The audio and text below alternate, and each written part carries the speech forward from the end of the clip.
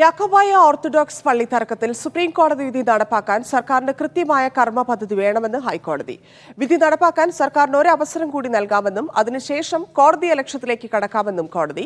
വിധി നടപ്പാക്കാൻ കൃത്യമായ കർമ്മ പദ്ധതി തയ്യാറാക്കുന്നുണ്ടെന്നായിരുന്നു സർക്കാരിന്റെ മറുപടി. ഷബ്ന അശോക് ചേരുന്നു. പള്ളി തർക്കത്തിൽ ഷബ്ന, ഈ ഒരു കർമ്മ പദ്ധതിയിലേക്ക് കടക്കുന്നുണ്ട് എന്നൊക്കെ സർക്കാർ പറയുന്നുണ്ടെങ്കിലും സർക്കാരിന് മുന്നിൽ ഇത്രയധികം പ്രതിഷേധം നിൽക്കുമ്പോൾ എന്താണ് വഴി?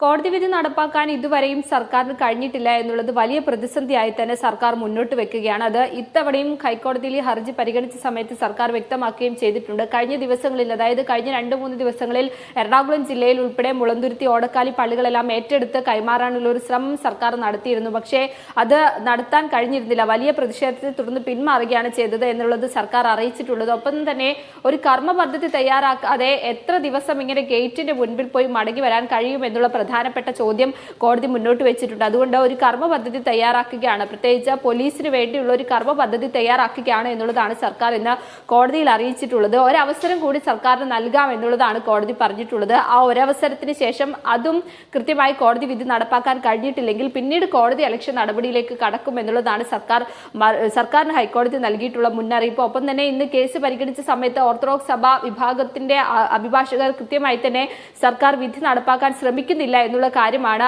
വിമർശനമായി ഉന്നയിച്ചിട്ടുണ്ടായിരുന്നത്. പലപ്പോഴും പള്ളി ഏറ്റെടുക്കുന്നതിന് വേണ്ടി അവിടെ പോയി മടങ്ങി വരിക മാത്രമാണ് സർക്കാർ, പോലീസും എല്ലാം ചെയ്യുന്നത് എന്നുള്ള ഒരു വിമർശനം ഓർത്തഡോക്സ് സഭ ഇന്ന് കോടതിയിൽ ഉന്നയിച്ചിട്ടുണ്ട്. പക്ഷേ ഒരവസരം കൂടി സർക്കാരിന് നൽകാം എന്നുള്ളതാണ് ഹൈക്കോടതി പറഞ്ഞിട്ടുള്ളത്. അപ്പോഴും അത് നടപ്പാക്കാൻ കഴിഞ്ഞിട്ടില്ലെങ്കിൽ തുടർ നടപടിയിലേക്ക് കടക്കും എന്നുള്ള മുന്നറിയിപ്പ് കോടതി നൽകിയിട്ടുണ്ട്. ഇനി കേസ് ഈ മാസം 25-ാം തീയതി ആയിരിക്കും പരിഗണിക്കുക. അതിനുള്ളിൽ ഏതെങ്കിലും തരത്തിൽ ഈ വിധി നടപ്പാക്കാൻ കഴിയുമോ എന്നുള്ള കാര്യം കൃത്യമായി തന്നെ പരിഗണിക്കണം എന്നുള്ള കാര്യം സർക്കാരിന് നിർദ്ദേശം നൽകിയിട്ടുണ്ട്.